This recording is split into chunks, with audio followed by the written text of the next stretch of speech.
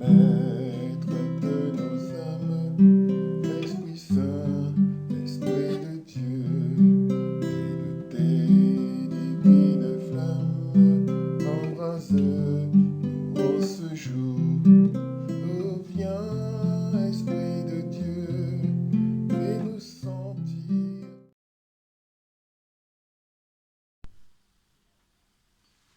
Voilà, bonjour frères et sœurs, Jean-Marc Bali, serviteur de l'Éternel. Voilà, je viens devant vous pour une nouvelle vidéo qui va concerner un sujet assez universel, je dois dire, un sujet qui concerne tout le monde, puisqu'il s'agit de la mort. La mort, le point de vue biblique de la mort, et puis tout ce que ça peut impliquer comme conséquence en fonction du fait qu'on soit ou non disciple de Jésus-Christ. Voilà, donc énumérer les différents cas de figure dans la Bible et voir quelles sont les situations diverses dans lesquelles des personnes peuvent se situer. C'est aussi un message d'encouragement et pour expliquer que Jésus a déjà payé le prix de nos fautes et que par conséquent la mort n'est pas une limite que Dieu ne peut pas dépasser, que Dieu ne peut pas, que Dieu ne peut pas subjuguer pour notre bénéfice à nous. Alors on va voir des différents cas de mort, comment ça se passe, avec des versets bibliques. On va commencer par une prière, remercier le Seigneur pour ce temps que nous avons passé ensemble. Seigneur, je te rends grâce. Seigneur, je te remercie pour ce temps. Je te rends grâce, Seigneur, parce que tu es le Tout-Puissant. Tu es celui qui a vaincu la mort. Tu es la résurrection. Jésus dit à une des sœurs de Lazare, « Je suis la résurrection. » Tu es la résurrection et toute la foi chrétienne est basée sur la résurrection, la mort et la résurrection de Jésus-Christ. Donc Seigneur, c'est parce que nous avons une espérance en toi. Seigneur, nous te bénissons. Seigneur, nous déclarons que tu es le Tout-Puissant. Nous déclarons qu'il n'y a pas de Dieu comme toi. Il n'y a pas d'autre Dieu que toi. Nous déclarons, Seigneur, que tu es le seul Seigneur, le chef des rois de la terre. Nous déclarons, Seigneur, que Jésus-Christ est Seigneur et Sauveur à la gloire de Dieu le Père. Amen. Voilà. Je prends autorité maintenant sur tout esprit impur, toute entité spirituelle diabolique. Je vous commande de ne pas intervenir dans cette prédication en aucune façon. Et je vous commande également de sortir de tout lieu et de vous rendre dans les lieux arides sans retour. Au nom puissant de Jésus-Christ. Amen. Alors je vais commencer donc la prédication. Donc on parle de la mort aujourd'hui. De la mort, donc non pas comme d'une fatalité, mais comme de quelque chose qui est tout à fait prévu dans le plan de Dieu pour les hommes. Voilà. Alors on va donc, premier aspect, c'est parler de quelque chose qui est dans l'homme, dans tous les hommes, et non pas spécifiquement chez les chrétiens, qui est le désir d'éternité. C'est-à-dire que les hommes de tout temps voient la vie éternelle comme un rêve, voient la vie éternelle comme quelque chose d'inaccessible, comme quelque chose qui demanderait peut-être pour ceux qui ont leur foi dans la science, qui demanderait beaucoup de recherche, beaucoup de travail, aller très loin dans les recherches des connaissances. Donc on peut penser, quand on n'a pas la foi en Jésus-Christ, qu'à partir d'un certain niveau de connaissance, on pourra dépasser ce seuil critique qui est la capacité qu'auraient les hommes à vivre de façon indéfinie, c'est-à-dire que le corps humain serait en mesure, n'est-ce pas, de se régénérer de lui-même et ainsi donc traverser les âges sans aucune limite. Voilà. Et bon, ça c'est un rêve. Beaucoup de gens, bon, pas beaucoup, mais certaines personnes, des personnes qui ont les moyens, par exemple, se sont fait congeler, se sont fait mettre en conservation du corps jusqu'à ce que la solution soit trouvée. Voilà, des choses comme ça. Donc ce sont des tentatives, des recherches.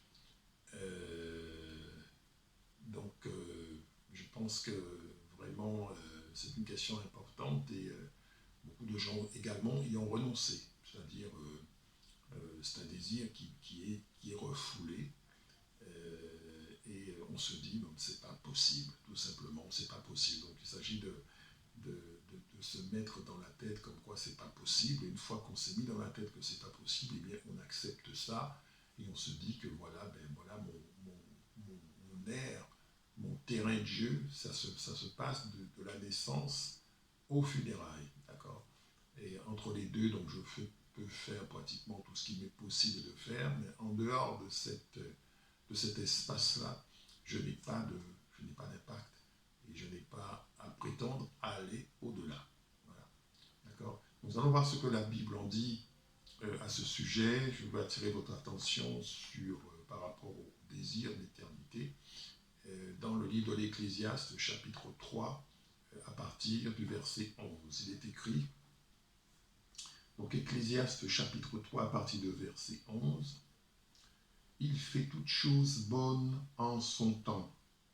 Même, il a mis dans leur cœur la pensée de l'éternité, bien que l'homme ne puisse pas saisir l'œuvre que Dieu fait du commencement jusqu'à la fin. » Je relis. Ecclésiaste chapitre 3, verset 11. « Il fait toutes choses bonnes en son temps. Même il a mis dans leur cœur la pensée de l'éternité, bien que l'homme ne puisse pas saisir l'œuvre que Dieu fait du commencement jusqu'à la fin. » Donc, cette pensée, vouloir vivre éternellement, c'est pas quelque chose que les hommes ont créé, c'est pas un désir que l'homme s'est créé lui-même, c'est un désir que Dieu a mis dans l'homme. Donc c'est quelque chose qui vient de Dieu et qui est présent dans tous les hommes. Cette aspiration à dépasser cette limite qu'est la mort, c'est quelque chose qui est présent dans tous les hommes. Le désir et la pensée de l'éternité. Donc ça veut dire que Dieu a planté cela dans le cœur de tous les hommes et qu'il est tout à fait normal dès lors que les hommes éprouvent ce désir-là, puisque cela leur a été donné. Et cela leur a été donné par le Tout-Puissant, par le Créateur de toutes choses. C'est une soif de la vie, désir d'avancer plus loin, vie éternelle, n'est-ce pas? Et cette soif-là, Dieu va être en mesure de l'assouvir, c'est-à-dire d'étancher cette soif. C'est-à-dire que c'est une soif qui est dans tous les hommes, mais que les hommes ne peuvent pas étancher par eux-mêmes. On ne peut pas, en tant qu'homme, répondre à cette question de la vie éternelle par le moyen de la science ou par tout autre moyen. La seule possibilité, c'est de voir ce que Dieu, lui, peut faire. Il ne peut pas exister d'homme sans Dieu, parce que Dieu est le créateur des hommes. Et il a créé les hommes pour que les hommes puissent vivre et exister. Initialement, rappelez-vous, le jardin d'Éden, Adam, Ève, il les a créés pour qu'ils soient éternels. Donc ça, c'était la pensée première de Dieu. Donc la pensée première de Dieu, c'était que les hommes, n'est-ce pas, soient éternels. Donc il leur a mis dans leur cœur la pensée de l'éternité.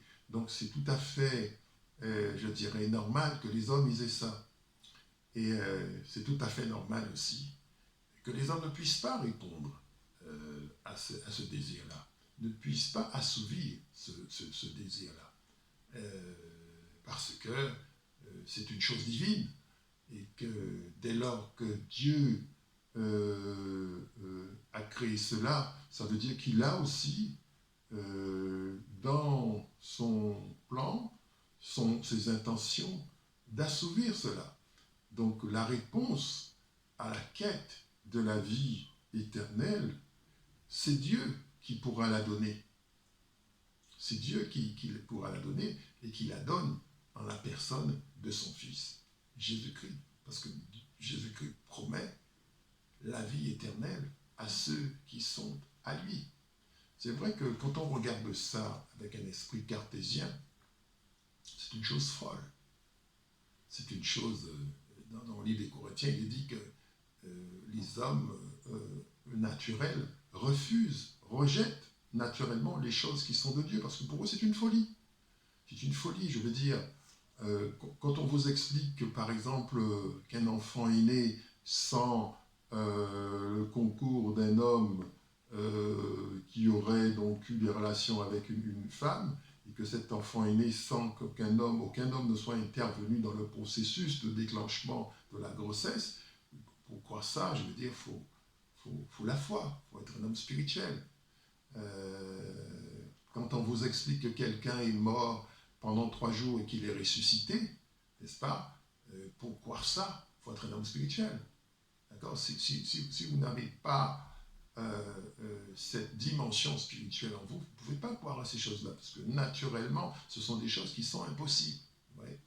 Donc le désir d'éternité, effectivement, c'est un désir qui est là, mais qui est inassouvi, qui est même refoulé. Ouais. Et qui fait que les hommes, ils existent, et c'est vrai que le moment le plus dur, c'est le moment de l'enterrement, où on se rend compte de la réalité de ce corps qui n'ira pas plus loin et qui va être enterré, qui va être, ça va être, les gens disent, telle personne a été conduite à sa dernière demeure. C'est une expression, mais le corps va résider là, et encore il va résider pendant un certain temps. La surface de la Terre, tout est en mouvement. On ne sait pas ce qui s'est passé au lieu où on est 1000 ans, 2000 ans, 3000 ans avant. Si ça se trouve, il y avait déjà des cimetières, il y avait peut-être des choses qu'on a recouvertes, des ossements, on ne sait pas. Et donc des gens qui ont leur dernière demeure, c'est une expression. En fait, on place le corps dans un endroit, on lui accorde certains honneurs parce qu'on a bien connu la personne qui a vécu et qui occupait ce corps. D'accord ? Mais en aucun cas, un chrétien, un disciple de Jésus-Christ ne peut penser que la tombe dans laquelle il va être enterré quand il sera plus de ce monde sera sa dernière demeure. Ça, c'est une expression mondaine qui est dépourvue d'espérance, dépourvue de foi en Dieu, et justement sans tenir compte de l'aspect biblique de la mort. Vous voyez ? Voilà. Donc on peut aussi, quand on est une personne qui vit, avoir une certaine conscience de Dieu. C'est-à-dire, il y a une autre catégorie de gens qui peuvent avoir une certaine conscience de Dieu, mais cependant ne pas venir à Dieu et se juger comme étant indigne de Dieu. C'est-à-dire, comme quand on regarde, quand ils regardent leurs péchés, quand ils regardent leur vie, quand ils regardent tout ce qu'ils ont fait, ils se disent, mais moi, mon bilan, il est mauvais. Mon bilan, il est mauvais, mon bilan, il est négatif, mon bilan n'est pas bon. Vu tout le mal que j'ai commis, ça m'étonnerait qu'un Dieu si grand, si pur, si saint puisse vouloir être associé à quelqu'un comme moi. Vous voyez ? Donc, on se juge soi-même. On peut être amené à se juger soi-même comme étant indigne de Dieu. Ça aussi, c'est quelque chose d'assez fort parce qu'on s'auto-élimine. On s'auto-élimine et quelque part aussi, on ferme les yeux sur un certain nombre de choses. Vous savez, frères et sœurs, quand on vit, qu'on avance dans la vie, on peut de moins en moins se raconter d'histoire. On voit les choses de façon de plus en plus claire.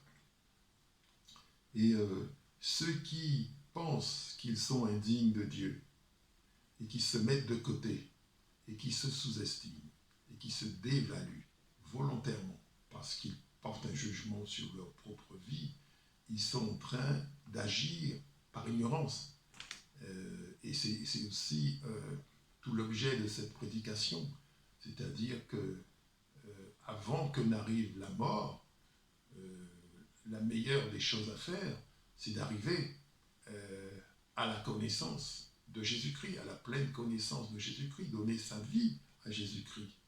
Et ainsi ne pas redouter cet obstacle, ce passage qu'est la mort. Vous voyez, il y a un verset que je voudrais partager avec vous qui est 1 Jean chapitre 3, verset 20. Il est écrit « Car si notre cœur nous condamne, Dieu est plus grand que notre cœur et il connaît toutes choses. » On peut se condamner, vous voyez, on peut se condamner à la mort parce qu'on juge les choses avec son esprit humain et que on peut avoir ce jugement-là et se dire que c'est un jugement qui est juste parce que vous allez vous dire qui me connaît mieux que moi.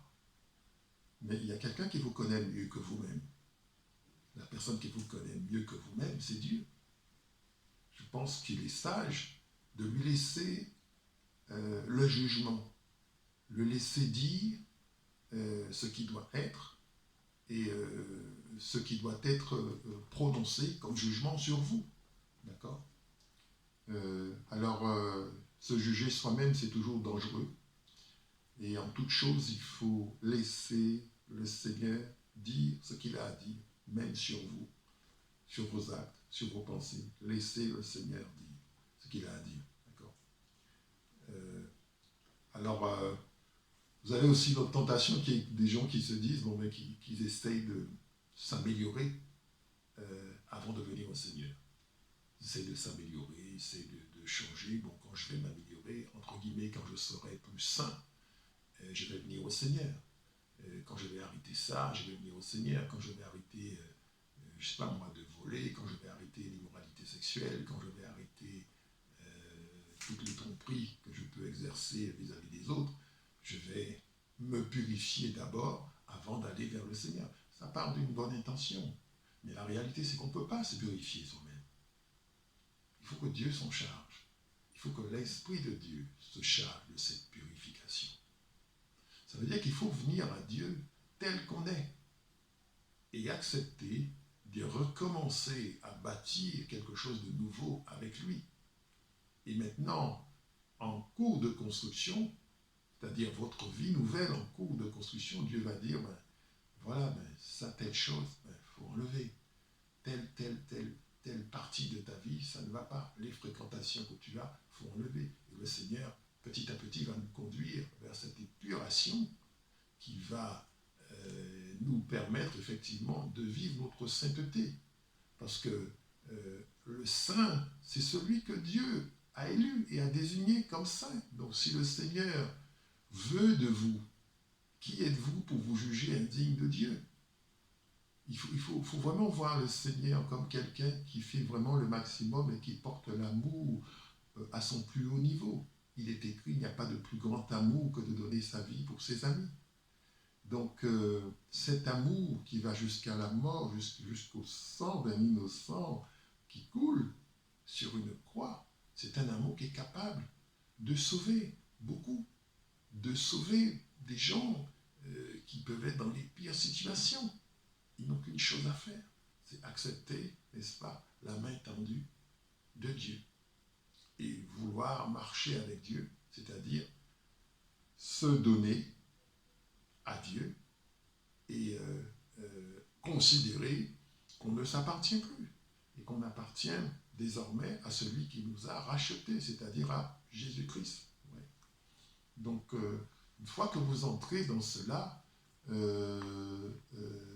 la mort commence à se voir, je veux dire la mort du corps physique, commence à se voir avec une certaine perspective, parce que votre point de vue doit changer, d'accord? Votre point de vue doit changer. Alors, parmi aussi les gens qui peuvent, par rapport à la mort, se positionner d'une manière qui n'est pas conforme à la manière biblique, il faut aussi, pour que je m'adresse aux gens qui ont entendu parler de Jésus et qui l'ont accepté, qui veulent l'accepter, qui font de leur côté ce qu'il faut, pense-t-il, pour marcher avec lui. Il y a une question qu'il faut se poser. La question qu'il faut se poser, c'est est-ce que la manière dont je me figure Jésus, c'est-à-dire la manière dont je me représente Jésus, est-ce que ça correspond à la réalité?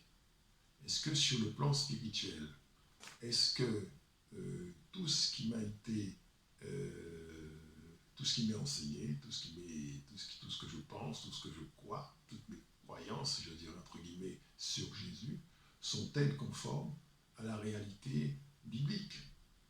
Parce que, encore une fois, la base, c'est la parole. La parole de Dieu doit être la base. Dieu n'a pas tout écrit dans la parole, je parle de la Bible. Il y a des choses effectivement qui existent et qui sont vraies et qui ne sont pas dans la parole, mais tout ce qui s'exprime en dehors de la parole et qui contredit la parole est à rejeter. Parce que la parole, c'est ce qui nous sert de référence, c'est ce qui nous sert de point d'appui, d'accord, en toute chose. Dieu va toujours honorer et respecter sa parole, la parole qu'il a mise dans ce livre, la Bible, d'accord. Et donc, le Christ véritable se découvre dans la parole pour découvrir le vrai Christ, pour découvrir l'authentique, le Christ authentique, pas un faux Jésus qu'on peut enseigner dans certaines églises ou dans certaines religions, pas un Jésus qui n'est pas moi j'étais dans le catholicisme, et effectivement on nous expliquait par exemple qu'il fallait aller à Marie et que Marie nous conduit à Jésus, voilà, par exemple, des choses comme ça, ce qui est complètement faux. Il est écrit qu'il n'y a pas de médiateur entre le Père et nous, autre que Jésus, d'accord. C'est écrit dans 1 Timothée chapitre 2 verset 5, il n'y a pas d'autre médiateur. Le seul médiateur, ça veut dire qu'on est autorisé à avoir une relation directe avec Jésus-Christ. Et dans la mesure où on cherche Jésus-Christ à travers sa parole, on va découvrir qui c'est, on va découvrir le véritable Jésus-Christ, d'accord, qui va se révéler à nous progressivement, en fonction de notre soif, en fonction de notre désir de nous approcher de Dieu. La parole déclare, qui cherche trouve. Et je me laisserai trouver si vous me cherchez de tout votre cœur. Donc, le Christ se désire, le Christ se recherche, et le Christ se trouve dans sa parole. Frères et sœurs, on ne peut pas trouver le Christ sans sa parole, c'est pas possible. Donc ça veut dire que les gens qui pensent qu'ils peuvent faire l'économie de lire la Bible, ou d'étudier la Bible, ou de chercher dans la Bible, de parcourir les versets, les psaumes, les différents livres, Isaïe, etc., les évangiles, les épîtres, tout ça, ils se trompent. Ce n'est pas possible d'accéder à Jésus-Christ sans sa parole. C'est pas possible. Ça veut dire qu'il faut commencer. Moi, quand j'ai quitté le catholicisme, j'ai tout recommencé à zéro. J'ai tout recommencé en prenant la parole, c'est-à-dire la Bible, comme base. La Bible Louis II. Et les 66 livres. Et donc, à partir de ça, il a fallu tout recommencer. Et recommencer à bâtir une relation nouvelle avec Jésus-Christ, le Jésus-Christ qui se révèle dans la parole, le Jésus-Christ dont on parle dans la parole, et le Jésus-Christ qui s'appelle la parole. Il est parole de Dieu. Voilà. Donc ça veut dire qu'il faut un temps personnel. On peut écouter les prédicateurs, on peut écouter les gens qui parlent de Dieu, on peut lire des livres sur Dieu, des hommes de Dieu, des femmes de Dieu qui partagent leur expérience avec Dieu dans des livres et qui nous expliquent voilà, comment Dieu lui a parlé, comment il a pu obtenir une révélation, comment il a rêvé de telles choses et que c'est arrivé, etc., et qui vous explique un certain nombre de notions. C'est tout à fait bon. Mais on ne peut pas faire cela et vivre sa foi par procuration. Ma foi doit être la mienne et non pas celle des autres. Donc ça veut dire que l'homme de Dieu ou la femme de Dieu qui explique cela, mais c'est une âme humaine comme moi. C'est une âme. Donc moi aussi, je peux faire pareil. Je prends les choses au début et je commence à étudier la parole. Je me pose des questions, je cherche, etc. Et je lis et je cherche à connaître mon Dieu. Et mon Dieu, voyons cela, va me révéler des choses. De temps en temps, petit à petit, il va révéler. Et finalement, je vais finir par le connaître comme moi je le connais. Ce qui veut dire que la perception de Jésus, la perception qu'a un homme de Dieu de Jésus, peut être un peu différente de la mienne, parce que nous n'avons pas vécu les mêmes expériences. Évidemment, les deux expériences doivent être vraies, mais le point de vue que j'aurai de Jésus va se baser sur quelque chose qui est une expérience, et pas simplement un enseignement. Vous voyez la différence? Un enseignement, quelque chose que vous recevez sans expérience, c'est des clés qu'on vous donne, c'est très important. Mais quand vous avez expérimenté quelque chose, supposons par exemple, je ne sais pas, quand vous avez jeûné et que le Seigneur vous a répondu à une prière spécifique que vous aviez faite, c'est une expérience que vous avez vécue avec le Seigneur qui va répondre, qui a répondu. Et donc, le Seigneur a fait ça avec vous, puisque c'est vous qui avez prié, c'est vous qui avez jeûné, c'est vous qui l'avez fait, c'est pour vous. Et donc, c'est votre expérience. Vous pouvez, à votre tour, partager votre expérience dans un livre que d'autres vont lire. Ça va encourager, mais ça ne les dispensera pas d'avoir eux aussi leur propre expérience vis-à-vis de Dieu. Vous voyez? Donc, c'est extrêmement... c'est une affaire personnelle, la foi. C'est une affaire personnelle. De la manière dont vous prenez les choses, est-ce que vous prenez ça comme quelque chose de sérieux ou est-ce que voilà, vous le faites un petit peu de façon légère en vous disant je suis dans le bon wagon, donc c'est bon, ça va, je pédale pas beaucoup, mais je vais profiter des coups de pédale des autres pour avancer. C'est pas forcément une mauvaise chose, on a besoin d'être porté aussi par la prière des autres, mais ça n'empêche que quand si jugement il y a, on sera jugé soi, personnellement. D'accord? Donc ça veut dire que Dieu nous connaît, chacun de nous, personnellement. D'accord? Donc, se poser la question, est-ce qu'on a le vrai Jésus? La question est importante aussi par rapport à un travers qui s'appelle la religion.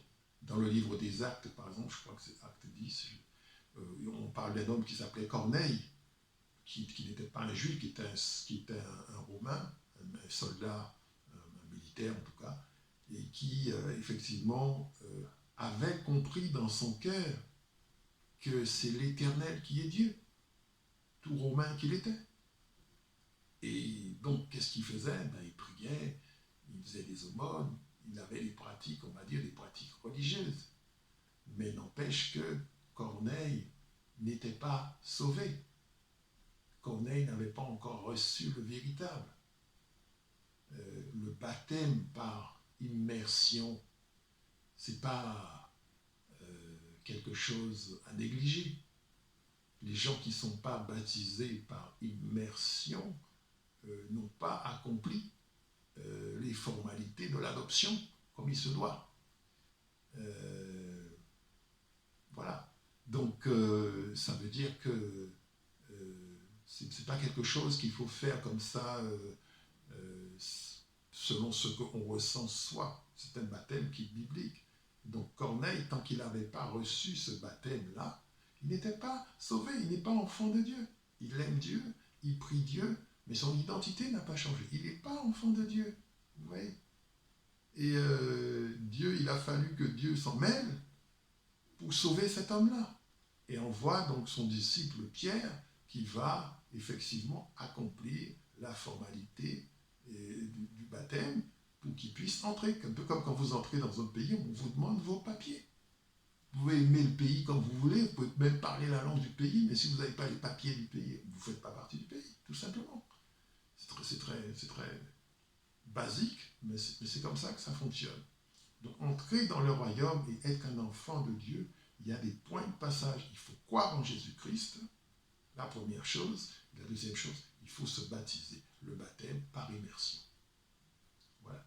Donc ça, c'est quelque chose de très très important et qui fait que Dieu va maintenant considérer que vous êtes son enfant. Ça veut dire tous les droits diaboliques qui s'exerçaient sur vous, et bien évidemment, là, le Seigneur va pouvoir avoir un droit légal d'intervenir dans votre vie parce que vous avez fait ce qu'il fallait pour pouvoir vous réclamer effectivement d'un de ses enfants.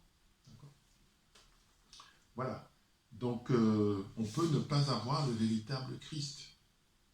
Donc, c'est quelque chose dont il faut se méfier et qu'il faut régler absolument. Sortir de l'illusion. D'accord. Voilà. Alors, la question de la mort, encore, par rapport au fait de mourir, des gens peuvent se poser la question, pourquoi faut-il mourir? Pourquoi faut-il mourir? Est-ce qu'on ne pourrait pas éviter ça? Et c'est vrai que la question peut être posée. Des gens peuvent poser la question parce que la mort peut être quelque chose, comme je disais, qui peut effrayer, qui peut créer, comment dirais-je, de la peur, qui peut de la gêne. Voilà, je veux dire, on ne peut pas se dire ami de la mort. Personne ne peut dire ça.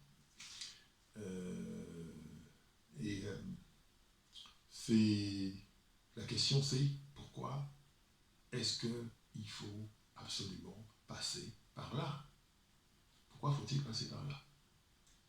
Je me souviens, mon grand-père était décédé et c'est vrai qu'un de ses amis qui s'est présenté aux funérailles discutait avec un autre de ses amis, il disait mais c'est un point de passage obligé, je l'écoutais parler, il ne s'est pas rendu compte que je l'écoutais, il me disait c'est un point de passage obligé, on y passe tous, c'est obligé, il n'y a pas le choix. Il parlait de façon assez radicale et c'est vrai que je suis d'observer des choses pour voir que la mort est un point de passage obligé, du moins jusqu'à ce que Christ revienne. Puisque nous avons une espérance, hein, croire en Jésus-Christ, c'est avoir une espérance, c'est pas juste pratiquer une religion, c'est avoir une espérance, c'est-à-dire que ce monde, le cours de ce monde va changer, et qu'il va y avoir un autre événement qu'on appelle le retour de Christ, et qui va tout changer, et tout mettre de façon à plaire à Dieu, qui veut que ce soit son Fils Christ qui règne sur la terre. Donc, il va y avoir un changement de régime.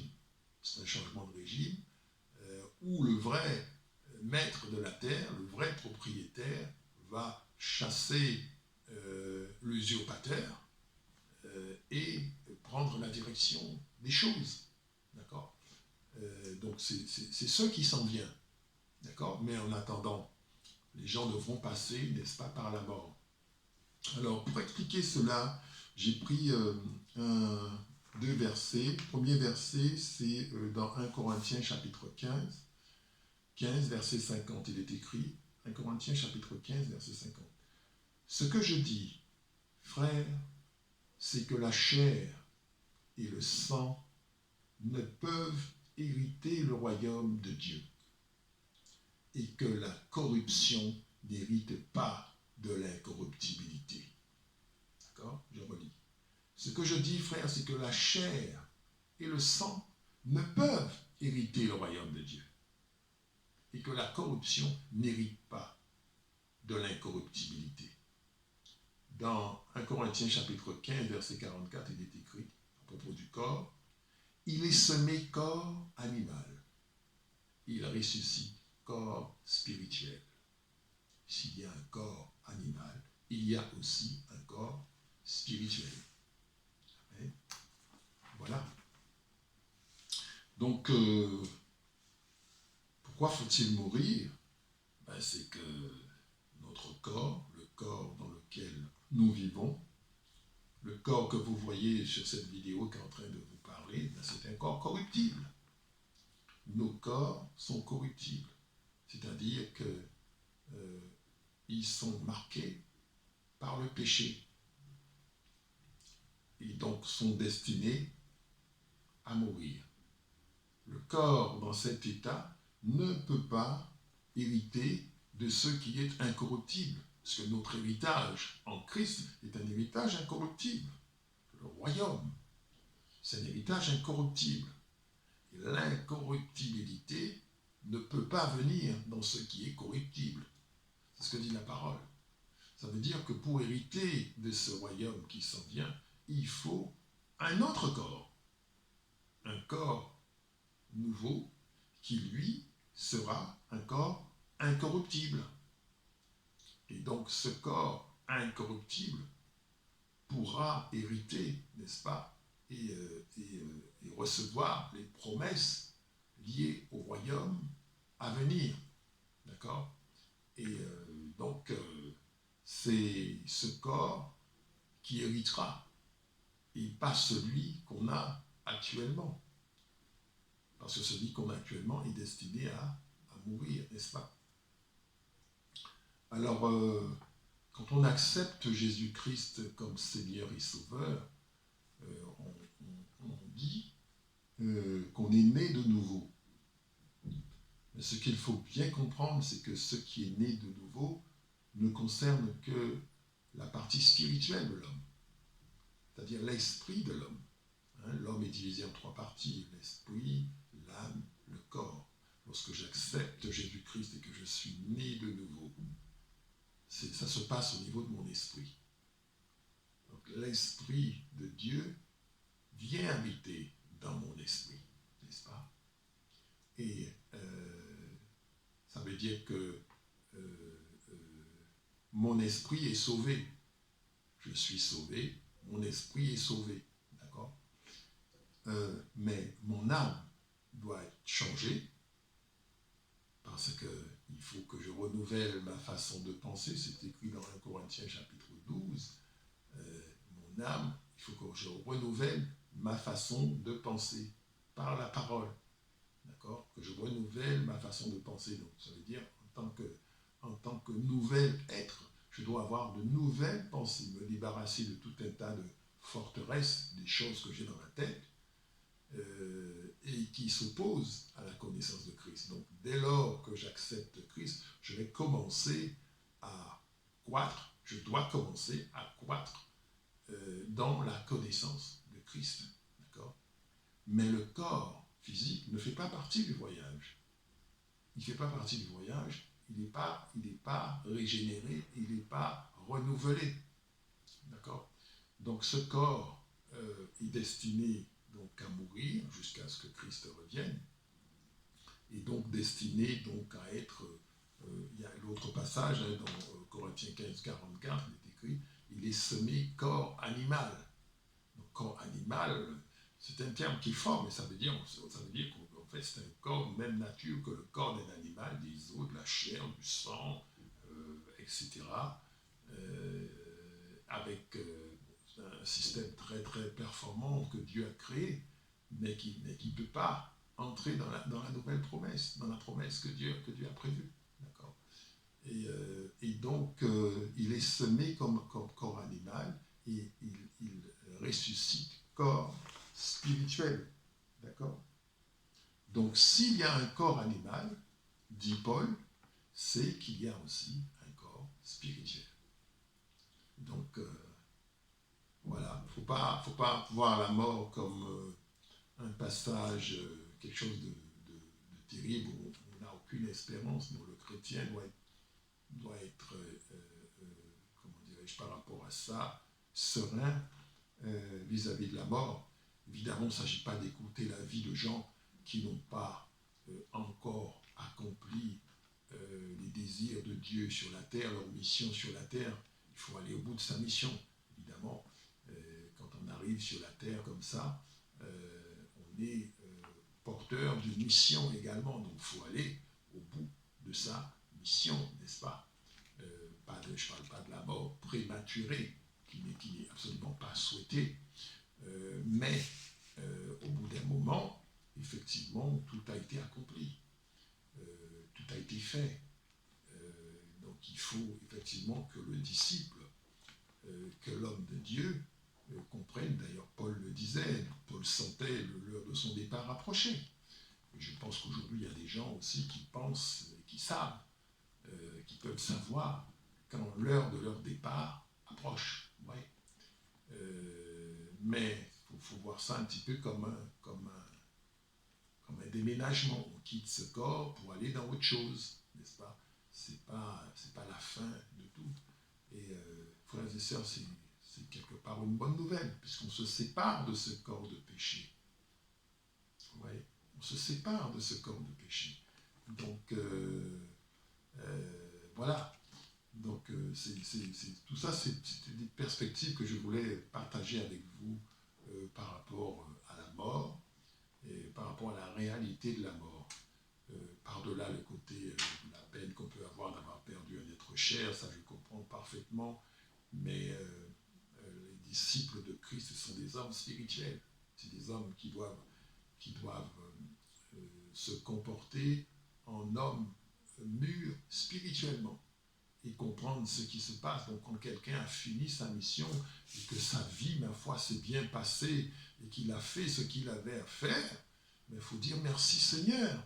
Il a fait son travail et voilà, maintenant il est rentré auprès de toi dans la félicité. C'est vrai qu'il va nous manquer, parce que tant qu'on est ici, on sera séparés. Mais je veux dire, le Seigneur sait ceux qui sont à lui et quel est le bon moment pour ses enfants de rentrer, de revenir près de lui. Voilà. Donc, je vais arrêter cette vidéo ici, qui est la première vidéo. Et il y aura une suite, hein, j'ai prévu une suite d'ici quelques temps. Voilà, je vous remercie de m'avoir suivi. C'était Jean-Marc Bally, serviteur de l'Éternel. Je vous bénis dans le nom puissant et précieux de Jésus-Christ. Et je vous dis à bientôt. Au revoir. Maître de nos âmes, Esprit Saint, Esprit de Dieu, et de tes divines flammes, embrase-nous en ce jour. Oh, viens, Esprit de Dieu, fais-nous sentir ta présence, revêt-nous de ta puissance, et baptise-nous de feu, Esprit de Dieu, baptise-nous de feu, Esprit de Dieu, baptise-nous de feu. Saint-Esprit de la promesse, qui nous scelle de ton sceau, dévoile-nous la richesse de l'héritage d'en haut. Oh, viens, Esprit de Dieu, fais-nous sentir ta présence, réveille-nous de ta puissance, baptise-nous de feu, Esprit de Dieu, baptise-nous de feu, Esprit de Dieu, baptise-nous de feu.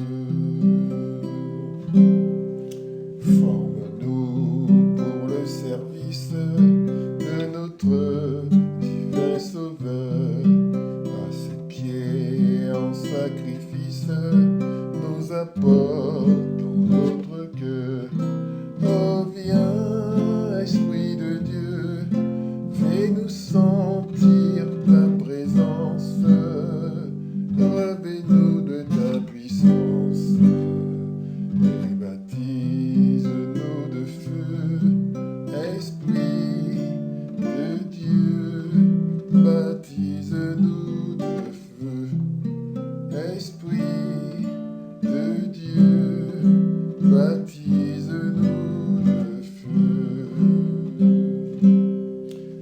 Esprit de vie et de gloire, conduis-nous de jour en jour et de victoire en victoire jusqu'au céleste séjour.